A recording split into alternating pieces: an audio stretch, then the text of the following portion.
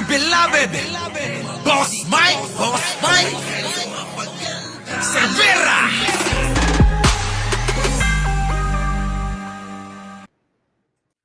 Magandang umaga, magandang hapon, at magandang gabi sa amanda ako ng mundo. Naroon kayo. Siyempre, magandang buhay na rin para sa ating lahat. Eto na nga mga kababayan, Diyos ko, talagang umiinit ng umiinit at painit ng painit. Etong hidwaan o awayan ng mga Duterte at Marcos. Kamakailan nga ay nagsagawa ng prayer rally itong mga Duterte sa Davao at kung ano-ano ang mga pinagsasabi patungkol nga kay President Bongbong Marcos. At pagkatapos noon, sinagot nga naman ni President Bongbong Marcos ng simpleng-simple lang. Na tila ba ang dating Pangulong Duterte sa pagsagot na yon ni Bongbong Marcos ay tila ba pikon na pikon o pikon na pikon yung mama. At eto na nga, oo, naglalabasan na ngayon yung mga saksi, yung mga magpapatunay sa mga di umano'y may kinalaman sa tokhang. Ay, dawit na. Oo, dawit na nga dito si BP Sara at si pati si Pastor Kibuloy. Aba, siyempre si Bato, sa bagay noon pa yan nadadawit, at maging si Bongo na kung inyong mapapansin, playing safe pa rin hanggang ngayon. Pero, oo, dinamay na ngayon mga kababayan. Dinawit na nila sa kanyas itong si Bongo. Ang bihira na yan. Alam niyo mga kababayan, nakakagulat at nakakainis minsan kasi etong mga Duterte puro lang, alam niyo yun, puro lang salita, puro lang hearsay yung kanilang mga banat. Samantalang dito nga sa mga sa mga dapat kaharapin ng mga Duterte ay may mga saksi, may mga may mga nagpapatunay. So, sino ba ang dapat paniwalaan? Yung mga walang patunay o yung may mga nagpapatunay? Yun po yun, Hindi yung nagdodroga, 'di ba?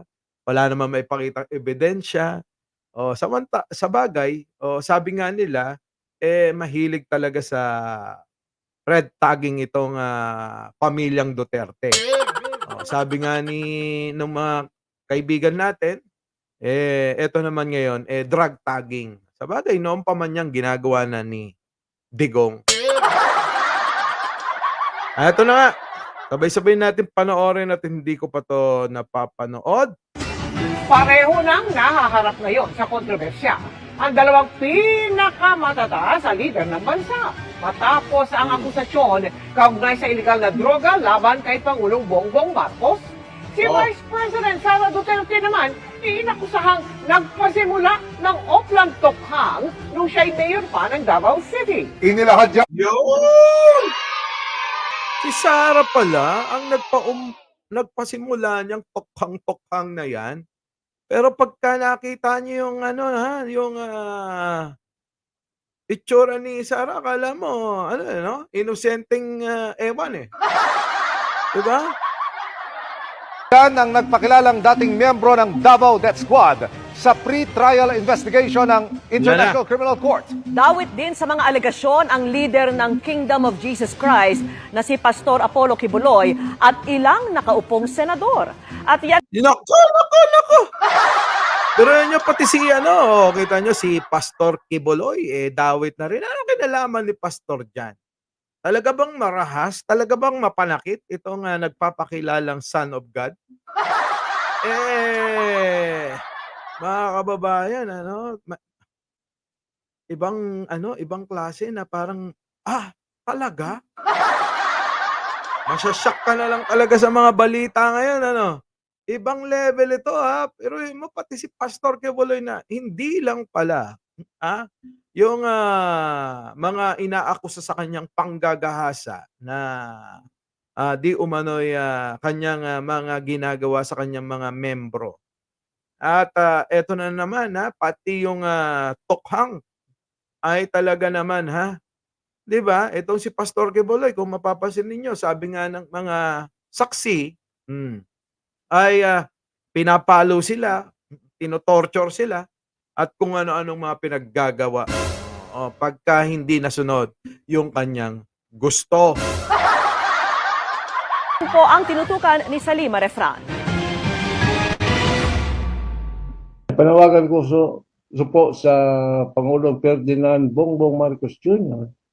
na mag-ingat po at wag po magkumpiyansa talaga sa halimaw ng Davao na si Rodrigo Roa Duterte at yan allegedly Vice President Sara Tambalos Duterte. May diin, may diin. At yan, si Sara, Tambalos Duterte. Naku. Ibang klase talagang, etong saksi natin, mukhang, mukhang, madiin at, talaga namang maraming alam. Naku po, mga Duterte. Oo, alam niyo mga kababayan, putulin lang muna natin 'tong video, 'no. Siguro panahon na ang Pangulong Bongbong Marcos, kumilos na, 'di ba? Ipakita niya na yung pangil niya kasi, para siyang ano, si FPJ. Pabugbog ng pabugbog, 'no? Pabugbog ng pabugbog si si President, Marcos, eh. Oh, siguro kailangan niya ng ipakita yung, kanyang, pangil, yung kanyang itinatagong, kung merong itinatagong masamang ugali, eh. Kaya lang, mukhang, wala nga, mukhang, magpapabugbog na magpapabugbog. Pero alam niyo mga kababayan, dapat siguro ang gawin ng Pangulong Bongbong Marcos, ito ay sa aking, pansariling opinyon lang, papasukin na yung ICC. Kasi puwede naman, 'di ba? Dahil nga ganyan, nawalan na siya ng kumpiyansa, nawalan na siya ng tiwala dito sa, mga Duterte, kailangan niya ng kumilos at, karapatan din ng maraming taong bayan na malaman yung totoo. Pagdating diyan sa ICC, baka mamaya, kamatayan pa ni, dating, Presidente Duterte 'yan. Hindi na malalaman ng taong bayan kung ano totoo. Kailangan niya ng ipakita na ang Mindanao ay, hindi lang, teritoryo ng, mga Duterte. Dahil karamihan naman diyan, ayaw din naman sa kanya, 'di ba? Ayaw din naman sa kanya ng, mga tao diyan sa Mindanao, maging sa Davao. Oh, 'di maglagay ka na diyan ng ng, base. Ikaw ang ikaw ang, may kapangyarihan ngayon, ikaw ang presidente, puwede mong gawin lahat sa tamang paraan.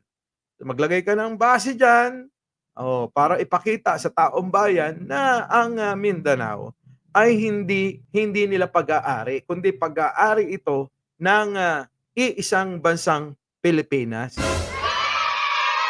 'Di ba? At pagdating naman dito kay Sara Duterte, dapat dito'y sibakin mo na. Dahil nga dito sa mga lumalabas na mga akusasyon na may mga nagpapatunay. 'Di ba, madali lang naman 'yan, sabihin mo, nawalan ka na ng tiwala, wala ka ng kumpiyansa sa kanya at saka yung kanyang yung kanyang trabaho, 'yan ang pinakamalaking, departamento sa kanyang, gabinete, yang, Department of Education. 'Yan ang pinakamalaking pondo, 'di ba?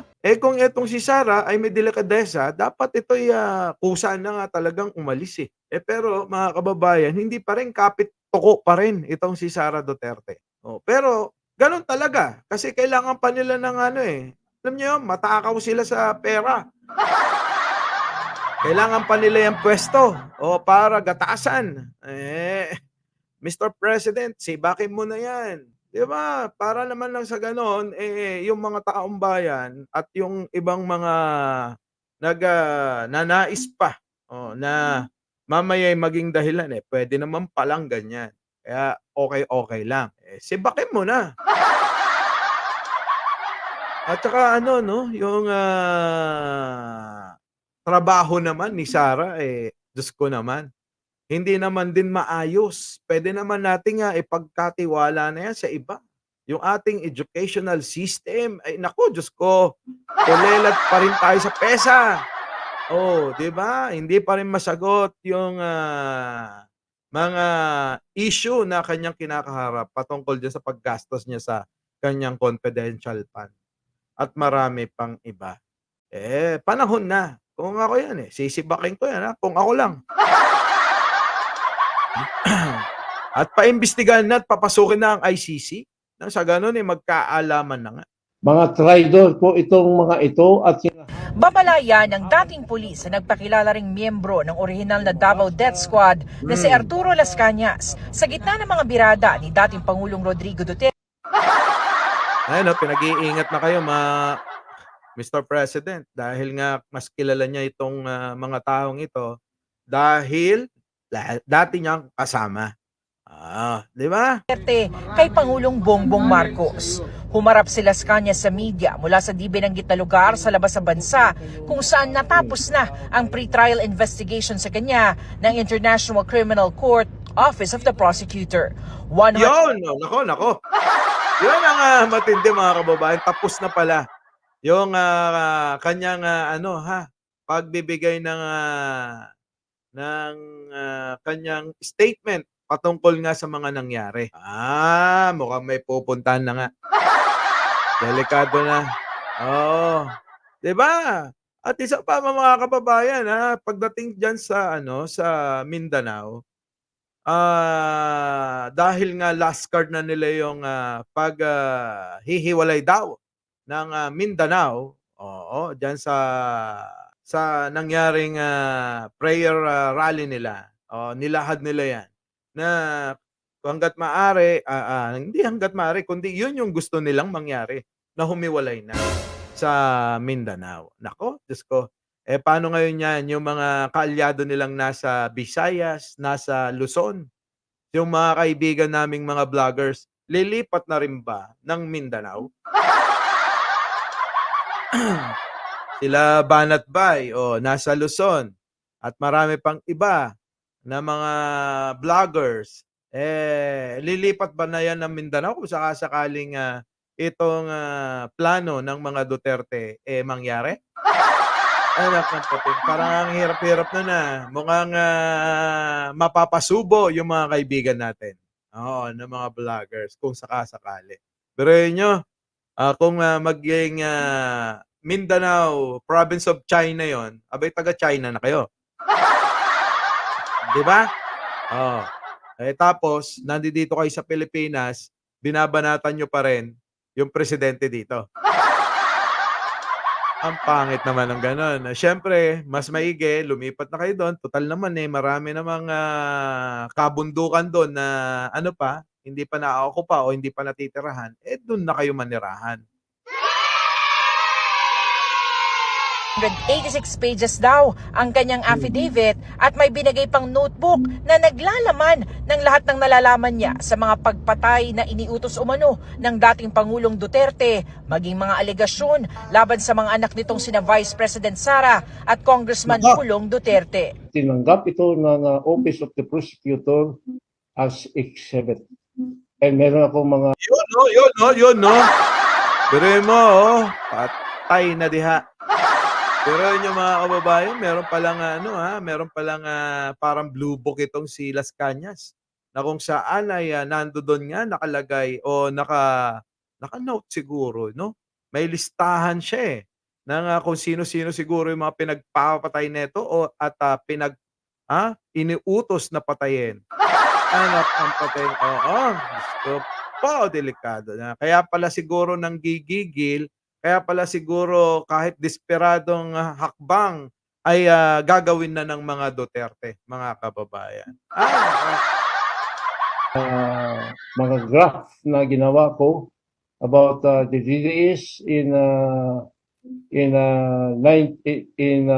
anti-crime task force, Kinyos Crime Task Force, and nung naging mayor ang naging mayor si Sara Duterte. Ayon kay Las Cañas, kasunod ng mga pag-usisa ng media sa mga riding in tandem sa Davao City na pumapatay noon at walang nag-iimbestiga, nilikha ni Sara Duterte nang siya nang naging Davao City Mayor ang Oplan Tokhang. Siya nga ang No. pasimuno nitong Oplan Tokhang eh.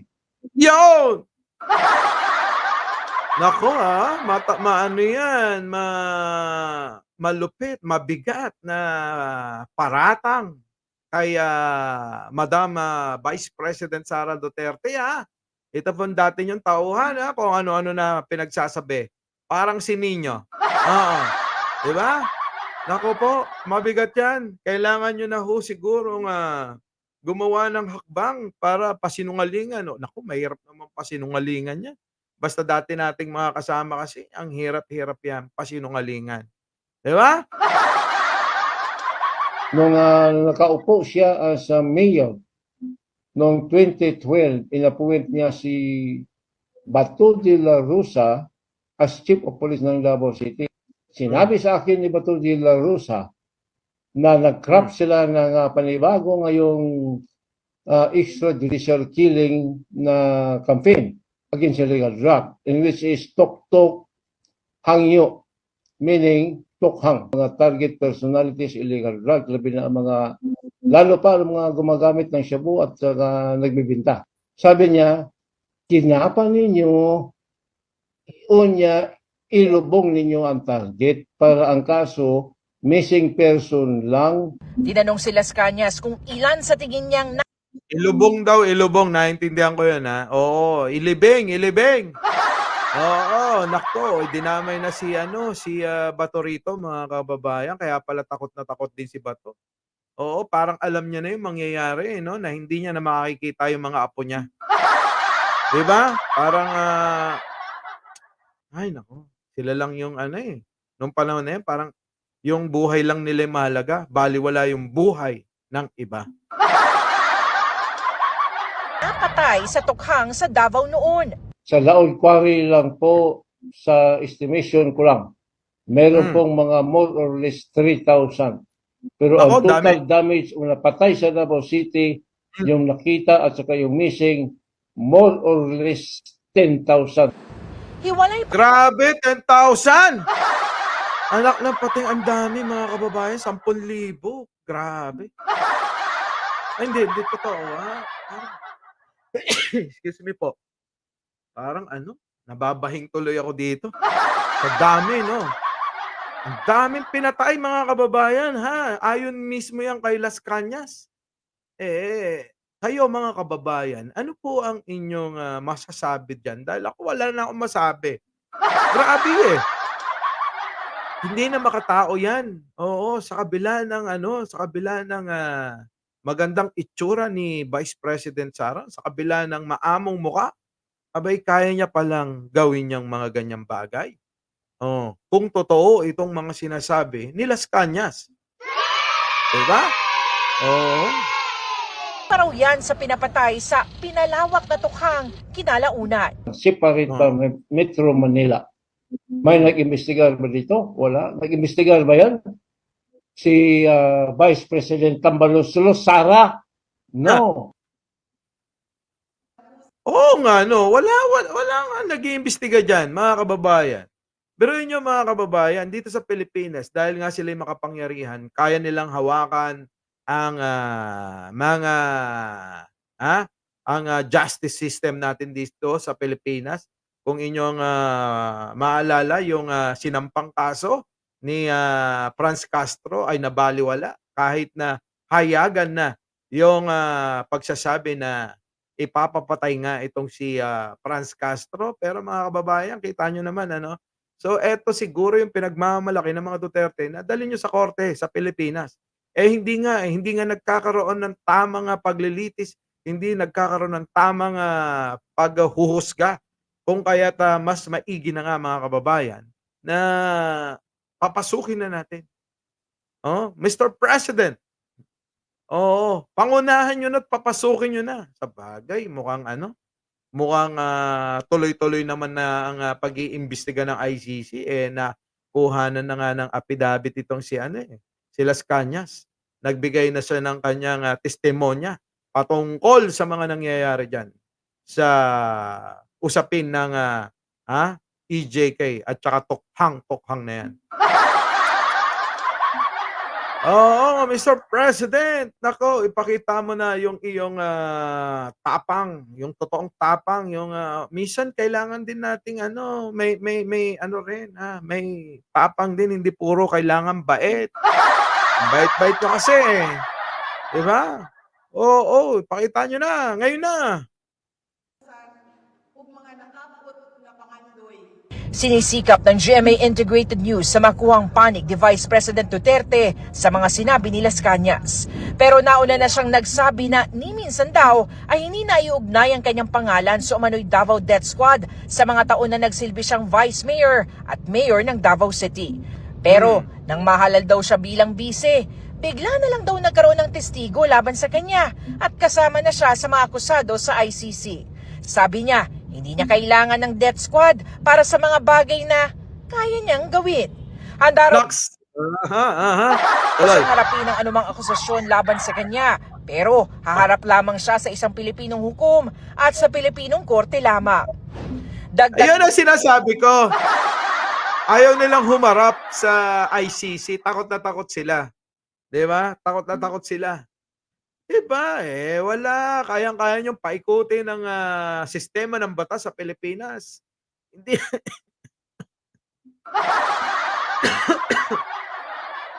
Kailangan na talaga mga kababayan. Ako po, naniniwala ako, kailangan na natin papasukin ng ICC para malaman natin ang katotohanan. Nag-alegasyon naman ni Las Cañas kay dating Pangulong Duterte, may hawak umano itong mga Shabu Laboratory sa Davao Region. Niloloko mo ng mga Oh. Pilipino. Anong ginawa mo? Drug war? Anong drug war? Ikaw ang drug lord. Pinapapatay. Nako! Niloloko mo yung mga Pilipino, anong ginagawa mo? Ha? O, ikaw ang drug lord! Pambihirang mga akusasyon yan, ha? Niya sa grupo namin ni Speaker Bin Laud.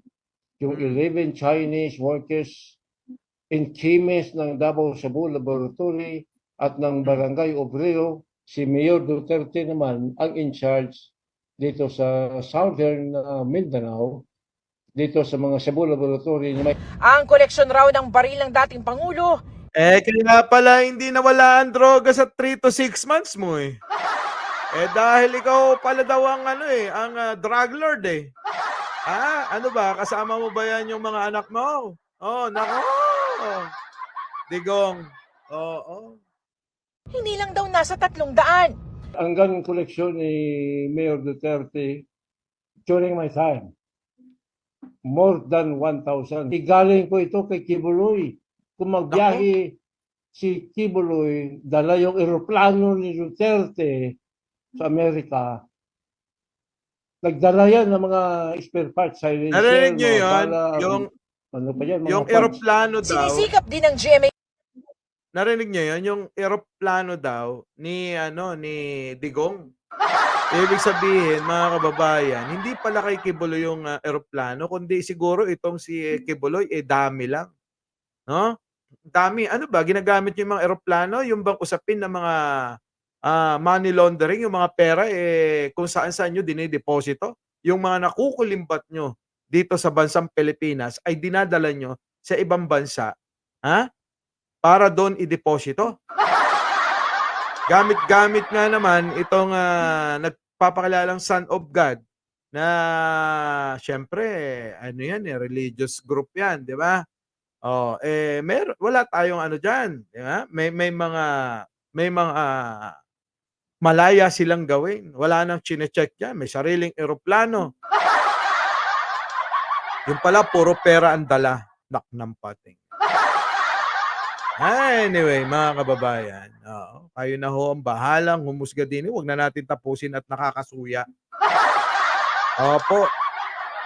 Bahala na kayo. I-comment nyo po dyan sa ating comment section kung ano masasabi nyo dito sa mga usapin na to. Muli, Mike Cervera po, laging nagpapaalala, mahalin natin ang ating kapwa, ipagdasal natin lagi ang ating bansa. Magandang umaga, magandang hapon, at magandang gabi sa mandako ng mundo. Naroon kayo. Siyempre, magandang buhay na rin para sa ating lahat. Our beloved Boss Mike, Boss Mike.